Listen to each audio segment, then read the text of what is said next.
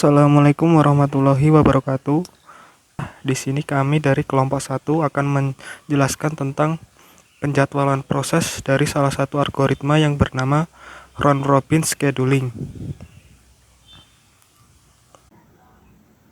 Sebelum masuk ke inti pembahasan, alangkah baiknya kita mengetahui beberapa istilah kata yang akan digunakan pada pembahasan mengenai algoritma penjadwalan round robin. Yang pertama adalah burst time. Burst time adalah lamanya proses waktu eksekusi sejak proses itu dibuat.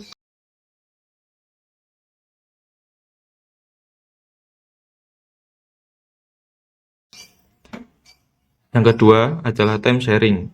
Time sharing adalah metode yang dipakai sistem operasi yang memungkinkan sejumlah pemakai dapat berinteraksi secara bergantian dalam jumlah waktu yang sama.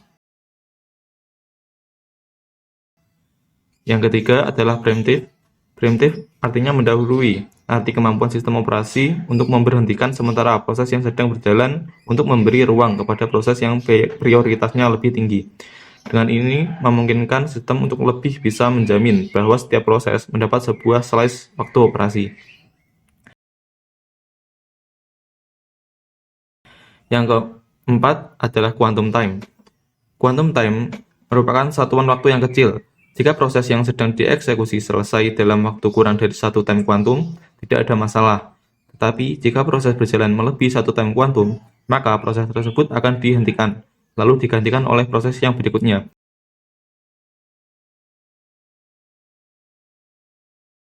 Yang kelima adalah ready queue. Ready queue merupakan daftar proses yang berada pada memori utama atau main memory, siap dan menunggu untuk dieksekusi dan dialokasikan ke CPU.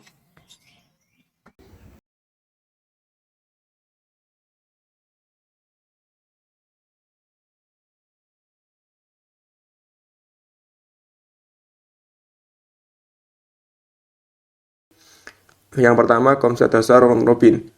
Algoritma ini digunakan untuk membatasi waktu-waktu eksekusi. Round robin scheduling merupakan salah satu algoritma scheduling pada CPU di mana semua proses yang dijalankan oleh algoritma ini akan dieksekusi secara cyclic.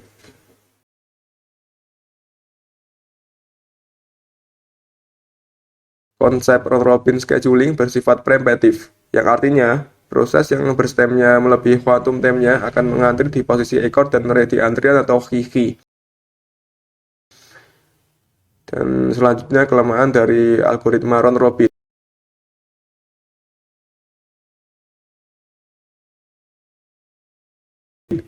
Semakin kecil quantum time, maka switching akan semakin sering terjadi.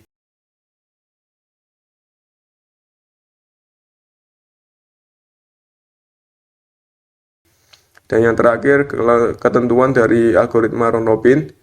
Yang pertama,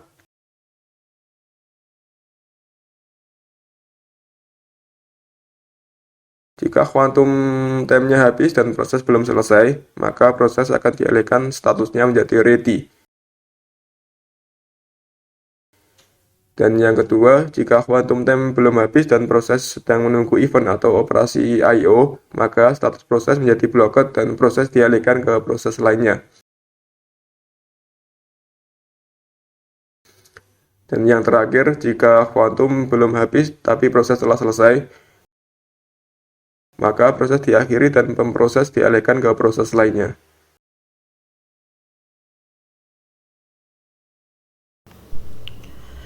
Selanjutnya masuk pada contoh kasus. Di sini sudah disiapkan sebuah tabel yang berisi proses, WD atau waktu datang, dan burst time.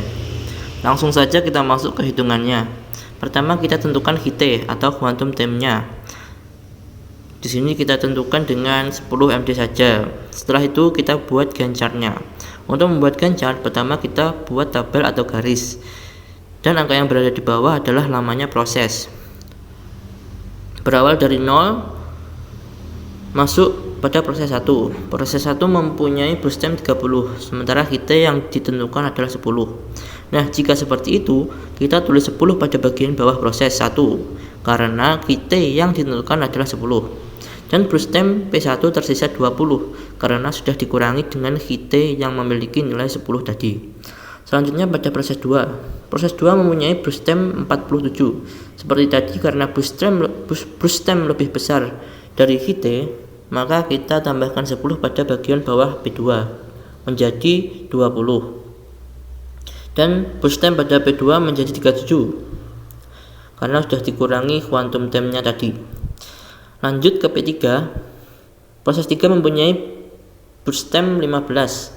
Karena lebih besar dari Vt, kita tambahkan lagi 10 pada bagian bawah P3 dan menjadi 30. Pada P3 mempunyai sisa Bt 5. Lanjut pada proses 4. Proses 4 mempunyai burst time 25. Kita tambahkan 10 saja pada bagian bawahnya menjadi 40 dan kita kurangi 10 pada burst time P4 sehingga menjadi 15. Lanjut P5.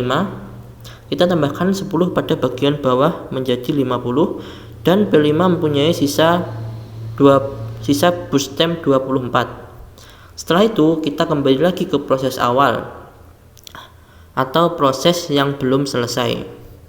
Kembali ke proses 1. Proses 1 masih mempunyai burst time 20 sehingga kita tambahkan 10 lagi pada bagian bawahnya menjadi 60 dan mengurangi burst time P1 menjadi 10. Lanjut lagi P2. Karena burst time masih banyak, maka tambahkan 10 pada bagian bawah menjadi 70 dan kurangi 10 pada burst time-nya. Nah, masuk pada P3. Karena P3 mempunyai sisa burst time 5, kita tambahkan 5 pada bagian bawah proses sehingga menjadi 75. Nah, karena P3 sudah tidak mempunyai burst time, maka prosesnya sudah selesai dan lanjut seperti itu. Selanjutnya adalah WT, yaitu waiting time atau waktu tunggu. Nah, untuk mendapatkan WT ini kita bisa menggunakan rumus waktu selesai eksekusi dikurangi waktu datang dikurangi burst time.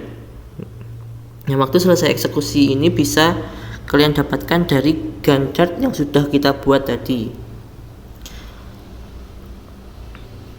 Nah, untuk P1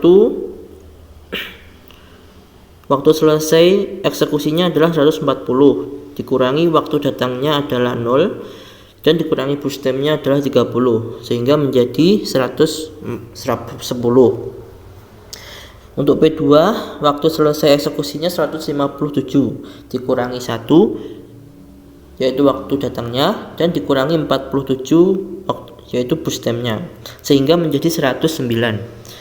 Selanjutnya proses 3 waktu selesai eksekusinya adalah 75, waktu datangnya 2 dan dikurangi burst time-nya 15 sehingga menjadi 58.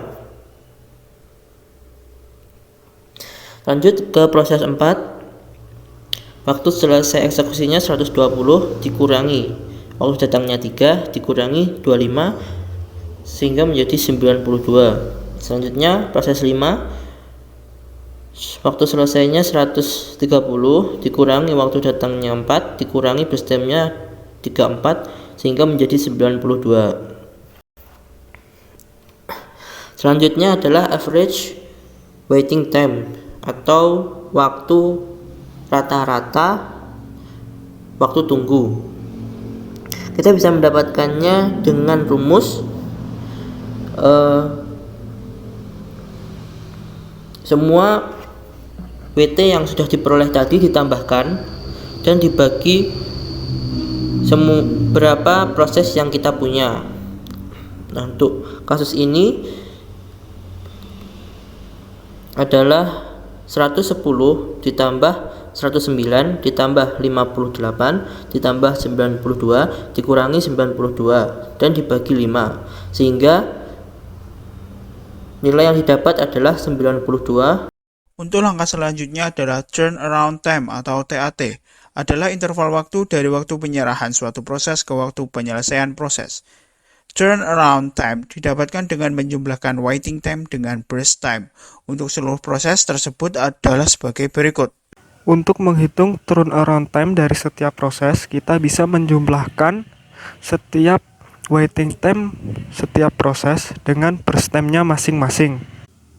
Di sini TAT dari P1 yaitu 110 dikurangi 30 yaitu 80. Di sini 110 merupakan waiting time-nya dan 30 merupakan burst time dari P1. Kemudian P2 109 kurangi 47 yaitu 62.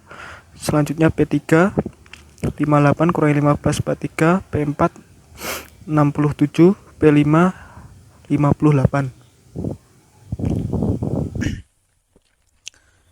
Untuk langkah yang terakhir adalah average turnaround time atau ATT. Adalah rata-rata interval waktu dari waktu penyerahan suatu proses ke waktu penyelesaian proses. Average turnaround time atau ATT didapatkan dari menjumlahkan turnaround time atau TAT dari masing-masing proses dan kemudian dibagi dengan jumlah proses yang berjalan. Untuk seluruh proses tersebut adalah sebagai berikut. Kemudian untuk mencari average turnaround time, kita bisa menjumlahkan turnaround time setiap proses, lalu membaginya dengan banyaknya proses.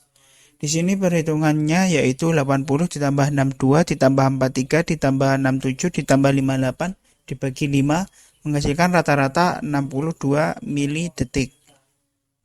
Setelah menyaksikan video ini, diharapkan teman-teman bisa memahami tentang penjadwalan proses terhadap algoritma round robin scheduling.